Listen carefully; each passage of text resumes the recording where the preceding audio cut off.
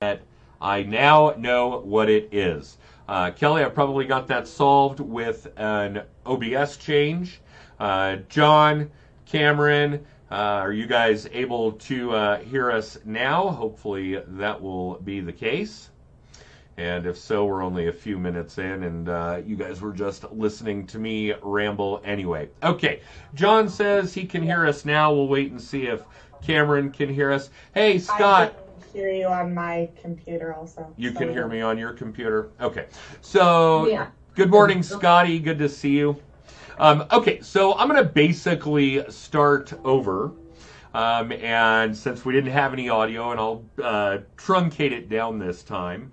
But you guys are watching Adam Smith, Kelly Dingens, and Rachele Evers, and we do this monthly live call-in show for agents and originators, basically just on ideas, tips, actual traction, things that we're doing that are helping us build relationships, get more referral partners, get more clients, get more transactions, so on and so forth.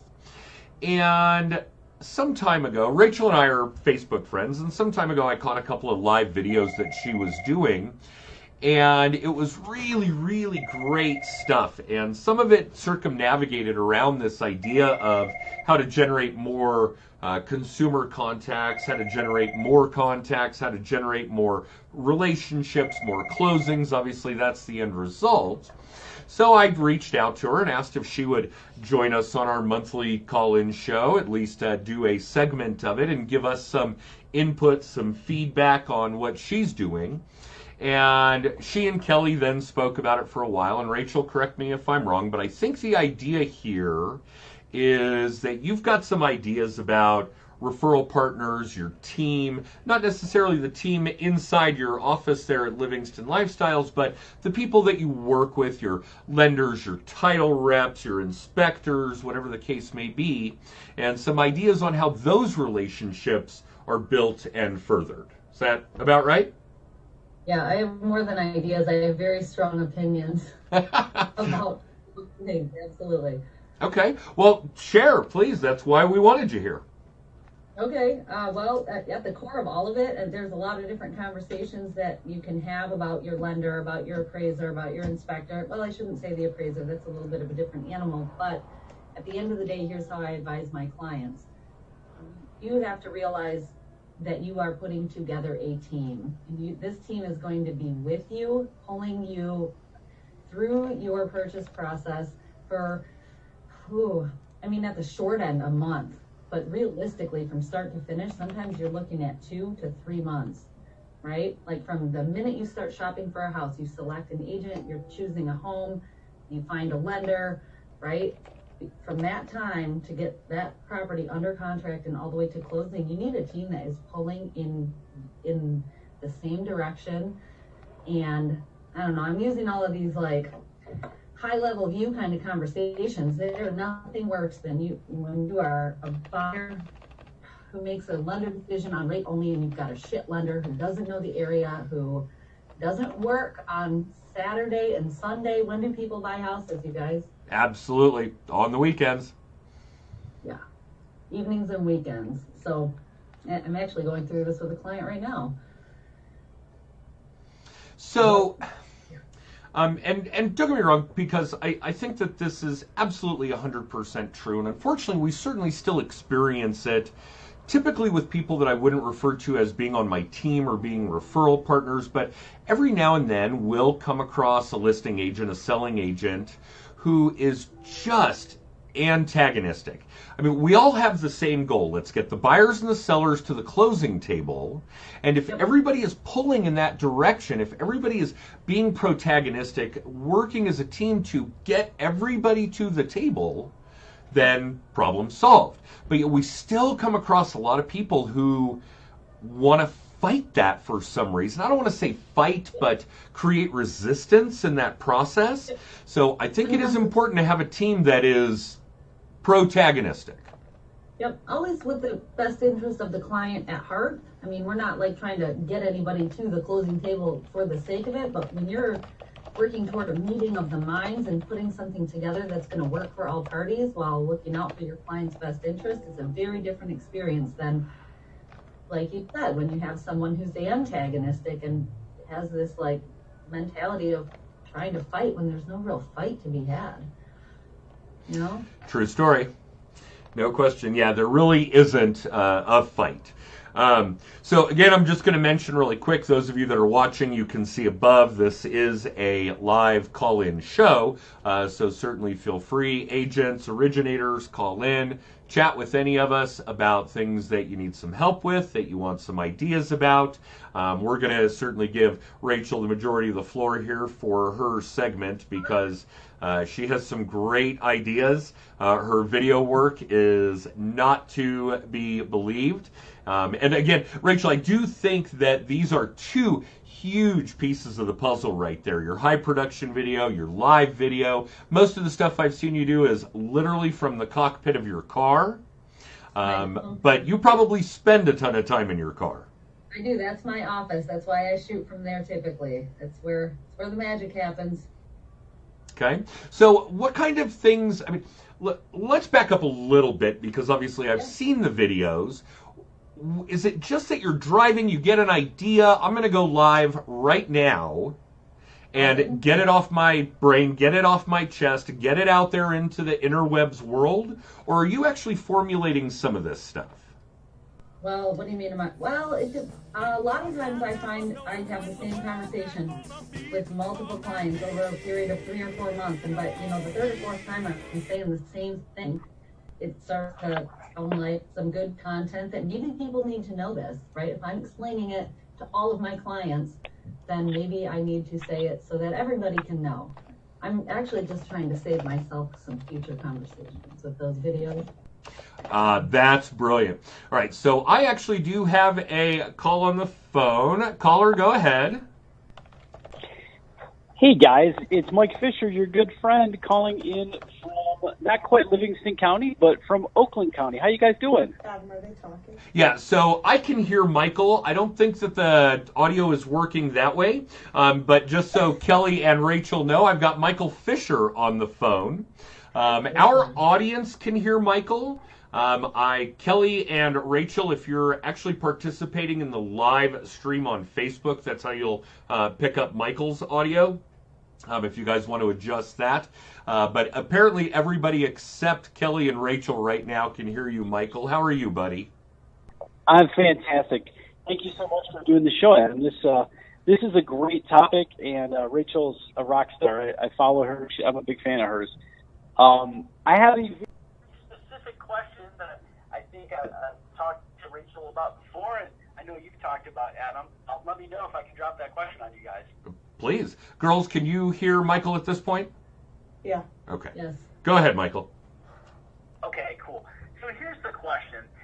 Sometimes buyers go to agents and they started their internet search online and they built what they believe is a really strong relationship with that online person.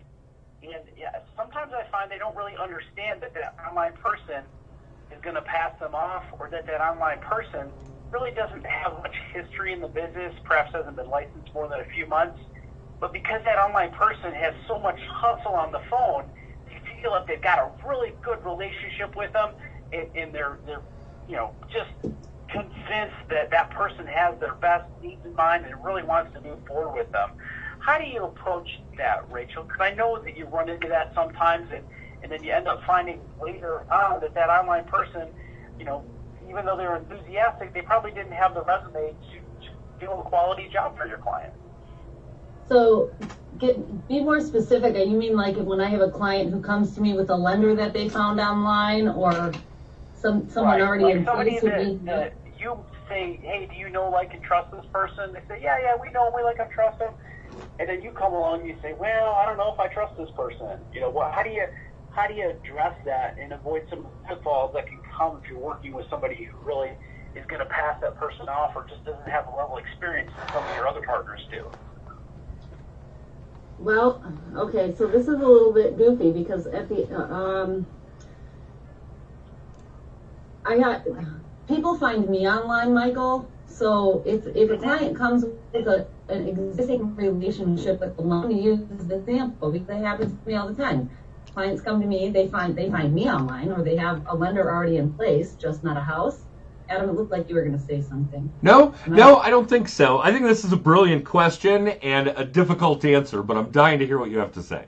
Well, okay, so here's what I tell my clients. First of all, I'm not ever going to assume that whoever you come to me with as a client. So I'm the agent, right? I'm a real estate agent. It's my job to find the house and walk you, hold your hand from getting it under contract to making it your own. If you have a lender in place and we are, this is so circumstantial. I'm never going to say, well, I don't know this person, so don't use them, or I don't like them, or even I had a bad experience with them. But as stuff starts unfolding, some situations may arise where it makes sense for me to have a conversation with my client. Like, I'm going to give you a real life example. I had a client write an offer. We wrote a very strong offer on a property on Friday after 5 o'clock. My client has all of their money at a certain bank, so they felt we should use that for their loan. Well, guess who could not issue a pre-approval to be competitive and lock that freaking house down for my buyer? The loan officer. Not available.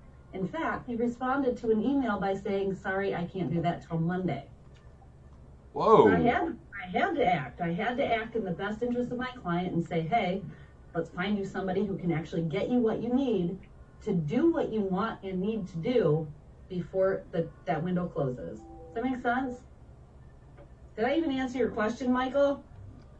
It does make sense. Yeah, it totally makes sense. And I think one thing that I see agents do, and I sometimes work with other agents that I know, I am a lender, in case you guys don't know that, is just ask some preliminary questions just to see how far that particular person has gone with the lender and how, again, how the relationship is. I mean, you don't want to talk anybody out of working with their brother, but if they just click one time, okay, I think that's what you're talking about too. And they haven't submitted any paperwork at all, not one tiny shred of paperwork, and told they were good to go in 5 minutes, that could be a yellow flag. Maybe not a red flag, but a yellow caution flag to you as an agent, that you may need to dig deeper with that lender to make sure that your client really has what it takes to put their best foot forward when they go to put their offer in.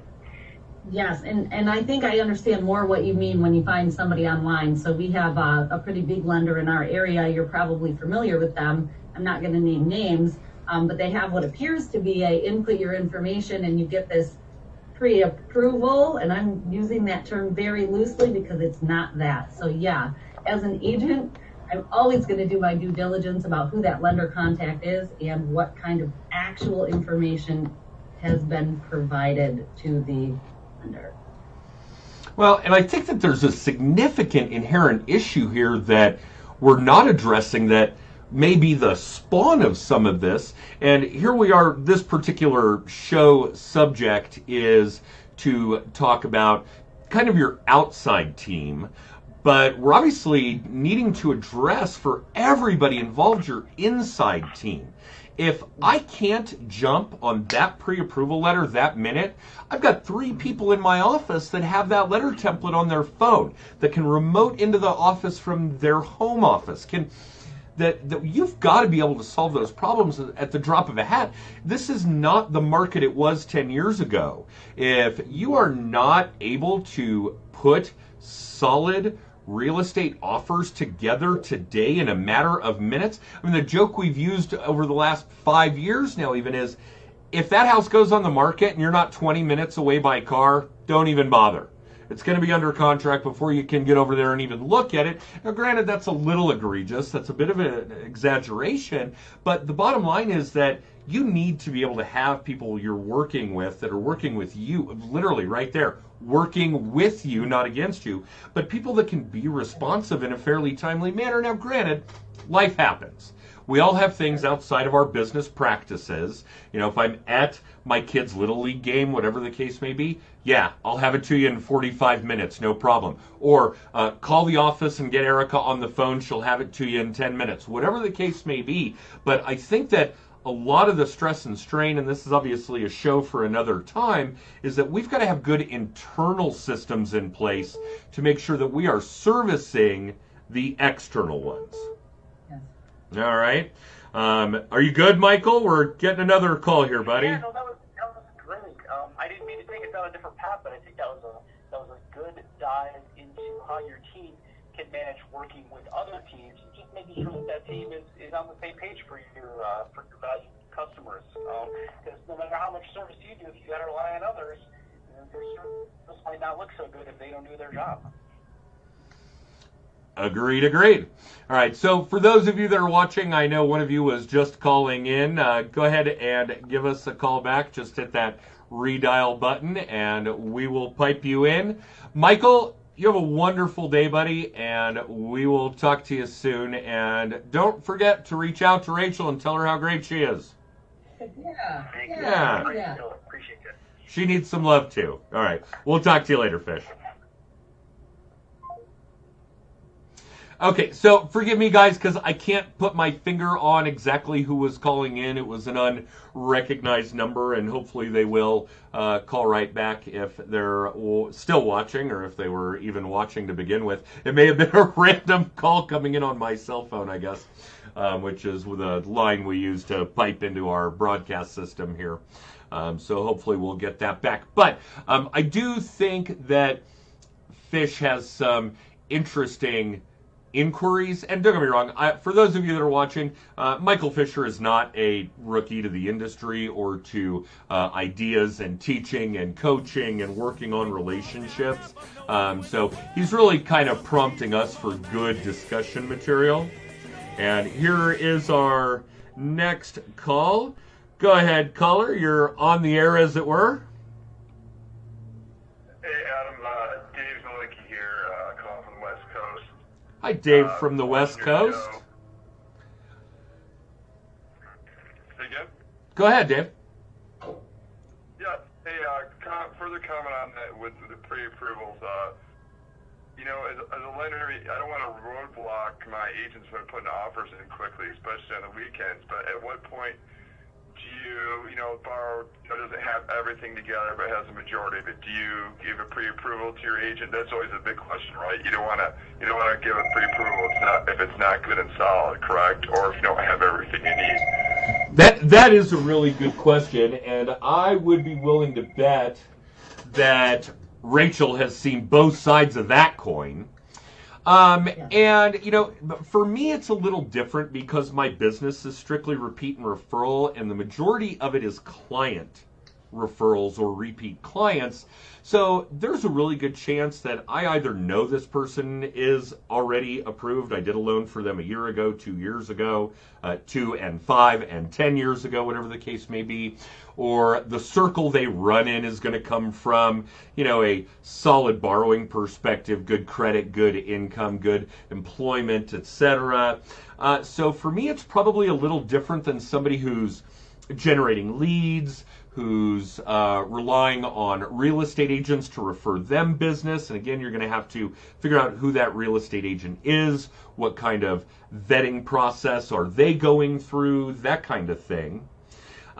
We basically go straight off an application and a credit report with the understanding that we make it very, very clear to our borrowers that if there is any misinformation, if there are any inaccuracies, in essence, if you're lying to us on your application, then this is null and void. And I'm going to be the first one to call you out and say, hey, look, you put on your application that you make $9,000 a month, and in actuality, you make $900 a month. That's going to be a very specific difference. But let's let Rachel put her 2 cents in here, because I guarantee she's seen those letters from every end of that spectrum and everything in between. So Rachel, tell us, what are you seeing? How are you observing? How are you receiving those letters from different lenders, especially as a listing agent as well, when you can tell whether or not a proper vetting process has been done? Yep, so this is actually a pretty easy one to handle, and I'll do it from both perspectives. So as a listing agent, when I receive the letter, I read the letter. A lot of times it's a lot of fancy words. Some have, 2 sentences. Other times it's a form letter with a lot of required standard language. So it all comes down to the freaking loan officer. So when I receive a pre-approval letter with an offer, I'm reaching out to that loan officer at least to do my due diligence on behalf of my seller. And I understand sometimes you may not have all the documents to write a fully vetted to your comfort zone as a lender pre-approval. What I want is a conversation with you, right? To find out what you have seen. There are always some, the more, what's the word I'm looking for? Some more, not just so factual. There are some soft elements to a pre-approval that if you have a relationship with your client, you like Adam was saying, if you know this client, it's repeat business, you're confident and comfortable, but maybe you haven't seen a pay stub in 2 months, right? Because they've been shopping for a while. Totally get it. So on the seller side, part of my due diligence, doing right by my seller, is to reach out to whoever wrote that letter and find out. And I can tell pretty quickly if you did a lead generating ad, talk to somebody on the phone and haven't seen squat compared to their business, right? So that's scenario 1. Scenario 2, I'm representing a buyer, and I may be representing a buyer who hasn't given a pay stub in the last 2 months to their loan officer because we've been working together forever, right? Or maybe their last pre-approval letter expired. There are some nice ways to handle that, and a very easy one is I always include the loan officer on the offer submission. It does 2 things. Makes it very, very easy for that other agent to reach out to you, and not to give away all the tricks, but psychologically, you're in on the thread, right? And that validates my buyer with the agent on the other side of the deal. You are now in it, and you're available. Yeah, and for those of you that are watching that are agents, that's huge. Yeah, and obviously a major pet peeve on our end, and I'll tell you what, a really good loan originator is going to see that as an opportunity in a couple of arenas. One, I'm going to reach out to that selling agent, the listing agent, immediately, talk about how great my borrower is, how great their agent is, absolutely, and it's going to give me an opportunity to meet somebody new and to further my database, my market, my audience, etc. So for those of you agents, yes, absolutely copy your loan people, your mortgage originators, your loan partners on offers that you're writing. And then loan originators, if you are not reaching out and helping your client, your borrower, your real estate agent partner, and yourself, then shame on you. Sorry, go ahead, Rachel. That's such a big pet peeve for me. I had to interrupt. No, you didn't interrupt. That is perfect. Button it up. At the very least, if I do that, then you, Adam, can come behind and attach the pre-approval if what I have is outdated or doesn't quite answer the questions of the purchase agreement. Absolutely. Again, there's that team. Does that help Eddie, Dave? Yeah, it does. That's pretty much what I do. And I find that calling a listing agent helps to more than not seal the deal as well to their comfort level. Especially with I find VA loans and a lot of stuff that goes on out there, they just don't understand it, or they just like a better comfort feeling from our side of it. So I find that it works out a lot too, and I totally agree with that. I just that part of the pre-approval is always the part where you're trying to make sure that you do get your ducks in a row, but you also don't want to roadblock your customer from putting an offer in on the weekend. True story. There is absolutely, yeah. And again, I think we're kind of reiterating the same point, but it needs to be reiterated. Everybody is on the same team. The goal is to get the client, buyer or seller, to the table, get everybody involved paid as smoothly, as coherently, as productively, as friendly as possible. So for those of you watching, real estate agents, loan originators, please take that to heart. You guys are a team. Even if it's an agent you've never met or worked with before, you're a team. Yeah. Even if the listing agent is somebody you've never met or worked with before, the title people, the insurance agent, there is an entire team, this huge ripple effect, making sure you're being proactive with each and every one of them. Yep. Thanks, guys. You bet. Thanks, Dave. So, Rachel, I'm really glad that you brought that up, because I think that that's such an enormous piece of the puzzle, and I cannot believe how often I see agents and loan originators failing at kind of grasping this team concept. The fact is there are a dozen people directly impacted by a real estate transaction: buyers, sellers, listing agent, buyer's agent, mortgage originator, processor, in my office, my transaction director, my admin director, the title rep, their homeowner's insurance agent. There's so many people involved, and I think we tend to lose sight of how important it is for every person, what their role is, and the fact that there's this huge ripple effect. And we haven't even mentioned the fact that you're selling a house for some clients of yours, some friends of yours, hopefully that's one and the same, and they're about to go buy another house. And there's a whole other group of 15 people that are about to be impacted. And those people are going to go buy a house. So the ripple effect of this, of being proactive, being protagonistic, being in good communication is crucial. Yes. Yes. Can I say something else that you just triggered with what you just said? Anything you'd like. So there are so many players in a transaction, like you said, dozen people involved, and a lot of times the lines can feel kind of blurry. I don't know why I struggle to give this blanket advice, but another really important piece is, find a professional who knows their thing and stays in their own lane. It's really bizarre to me when a lender that I'm working with is trying to real estate and talk to me about what a contract should look like to win a deal, and I never give lending advice to my buyers. I'm not a freaking lender. I don't see their financials, and I know that agents out there do try to be the loan professional and talk about interest rates, and it gets messy quickly. Well, I do reading. And it's probably illegal. I don't think you're allowed to talk about mortgage rates without a mortgage license.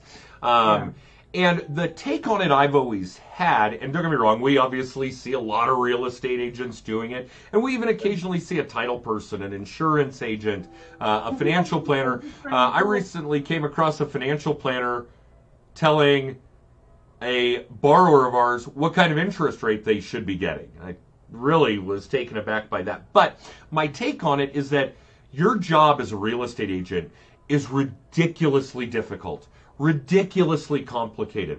You have to basically adopt a segment of the legal world. You have to be an expert in contract law. You have the same liability, the same malpractice liability that an attorney practicing contract law would have. And why in the world would you want to convolute that or dilute that with having to know my business? You can't. If you're good at your business, there are no contract attorneys who also happen to be really good furniture repairmen.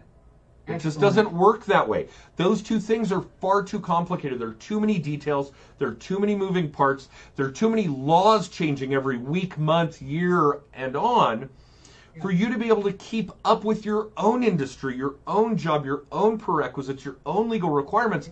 Why in the world would you want to have to take on mine? Yeah. I don't understand sports, but it would be like the quarterback trying to do the other non-quarterback job on the football field. I'm not even sure it's that. I think it would rival the quarterback trying to tell the baseball pitcher how to throw the ball. Yeah, I love it. Yes, that's even better. They're so different. And yeah, for the agents that are telling me they're trying to take on conversations with buyers about something that is lending related, I feel terrible for them. I can't imagine why you would want to take on an additional complex, convoluted, dynamic, ever-changing industry, wealth of knowledge base on top of the one you already are required to do. Yeah. So, yeah, I think that definitely speaks a lot to the whole outside team mentality. Certainly, staying in your own lane is a big, big part of it. All right, so Kelly is pinging me that we have 10 minutes left here in our little event, in our live broadcast. And again, I just want to give everybody an opportunity out there that's watching. If you want to call in and talk to either Kelly, who hasn't given us much of anything today, or Rachel, who is clearly brilliant. If you guys are in her market, and tell me where Livingston Lifestyles is again. Is it Bloomington, Michigan? Livingston County is where we're located. Livingston Lifestyles operates under 3DX Real Estate, so we do cover all of Southeast Michigan. Okay. If you guys are in the industry, or if you are clearly in the market to buy or sell, I don't come across a ton of real estate agents that I like, and that's probably true of real estate agents too. Those of you that know me and work with me and that do like me, you don't have to admit it publicly, I promise. But those of you probably only like a small handful of your brethren as well. But Rachel has really impressed us. 1,500 miles away. We've already had a call in from another viewer who thinks she's the bee's knees. So if you are a buyer or seller in that southern part of Michigan, I would recommend that you check her out. I don't think you're going to be disappointed with how she takes care of her clients, knowing how she takes care of the professionals that she works with. So with only a handful of minutes left, assuming we don't get another call in, Rachel, tell us a little bit about your practice, your team, your clients, what you're really good at. Literally, the opportunity here was we wanted to pick your brain. We wanted to really hammer on you for the information. I think it's only fair that we give you a few minutes to talk about how awesome you are. I'm not very good at that, but I will tell you. Okay, so specifically, I'm in Southeast Michigan. I do have a specialty surrounding helping sellers in unique downsizing situations, handling family estates, and dealing with divorce. A lot of times there's a real estate asset that has to be dealt with. So, I have a lot of resources that can help with some of the more unique aspects of dealing with a transaction like that. And on the buy side, I have a team in place. We help those downsizers find the smaller place. Obviously, like yourself, I'm sure I can help any buyer find a home and write a contract, but I do have a specialty, and it's what I'm good at. It's where my passion is. So, did I answer the question? Sorry. You did, and I think it's really important to emphasize that you're at a place where you are working on things that you're passionate about. Totally. Okay. And this is not a job for me. I don't work. I'm retired. I love this. So well, from dawn till sleep. Find a job you love and you'll never work a day in your life. I never knew that was true until I did this. How long have you been doing this? I am in my 5th year. I'm a late bloomer. Wow. Cool. Okay. And before we sign off again, I'm assuming that we're not going to get any additional calls in. We'll keep tabs on that here over the last few minutes. Is there anything you want the audience to know? Hopefully your viewership. Again, I think we're pretty intent on the fact that we consider Facebook, live audio, Instagram, LinkedIn, Twitter, whatever the case may be, an audience. Is there anything either for the real estate and lending communities or for your particular consumer audience to know about you, what you do, etc., before we sign off? Yes, I have. My parting words, I would love for them to be this. If nothing else, and this is actually for home buyers in particular, since we've talked a lot about them on this segment, please try to keep in mind that I champion this cause. You are borrowing a lot of money, and you have no right inherently to be borrowing money from anybody for anything. So when your lender asks you for that document, and I know it's a pain in your butt, nobody can move forward until you get that document. And if you're borrowing $400,000, give them the pay stub. Just don't lose sight of that. Try not to have the emotion win. because you may not get that house of your dreams. I can see Kelly nodding in the background in agreement. Yes. In fact, Kelly just had me shoot a number of canned videos in our studio here at the office, giving our clients updates as to what goes on with the loan process. And I think she and our transaction director actually scripted every one of those things. Says, if we ask you for something, you got to get it to us completely and quickly, or whatever the language was. Because, yes, that's really the bottom line, is that you as a consumer dictate how quickly that process goes. No question. Yeah, absolutely. All right. So before we sign off here, I want to make sure that our entire audience has this information. Guys, this is Rachele Evers. She is one of the greatest real estate agents I've never met. Our entire relationship is through social media, video, etc. She is with Livingston Lifestyles at livingstonlifestyles.com, and she can be reached at 517-LIVE, L-I-V, Life, L-I-F-E. Really cool phone number there, by the way, Rachel. But literally, if you guys are in that market and are seeking a great partner with an incredible mindset about how an outside team should work, how everybody has a job to do, and if everybody does their job, then transactions close. And clearly, if you are a potential home buyer or seller in Rachel's market, you should look her up. She is a lot of fun to speak with, a lot of fun to work with, and we have had a wonderful time. So thank you, Rachel, so much for agreeing to do this with us. We have had an incredible hour with you. It's my pleasure. I appreciate the opportunity. Thank you so much, Adam. Oh, no, it's our pleasure. Kelly, is there anything you want to add? You've been pretty quiet. I know you are really a big fan of Rachel's, especially now more than ever. Is there anything you want to interject to our audience? Because obviously your marketing skills should not go to waste today. I think everyone covered it all. I think the biggest thing is just, because of your online presence, make sure people know who you are and what you do. But you guys covered it. It was great. Okay. And again, yes, very important stuff. All of you watching, agents, loan originators, if you have any direct-to-consumer type of sales gig, you're a financial planner, an insurance agent, make sure everybody knows who you are, what you're like, what you're about. Doing video, go check out Rachel's live videos. It really gives her audience an idea of who she is. And then, of course, what you do. There isn't anybody who's checking out Rachel's videos who isn't learning about what kind of a person she is, that doesn't know for a fact that she is in the real estate business. So Kelly's absolutely right. Who you are and what you do. So those are the things you got to be projecting all the time. Rachel, again, thank you so much. Kelly, thank you for helping us get this set up and figuring out where our little glitches were this month. And again, if any of you want to reach out to any of the three of us, certainly don't hesitate. And again, I can't stress or strain enough that if you're in Rachel's market, check her out. Consumers, lenders, title people, you would have a great partner in Rachel. All right, so that's it, guys. We will see you next month. And again, for any of you watching, feel free to reach out to us. Make it an amazing week, and we'll see you guys next time.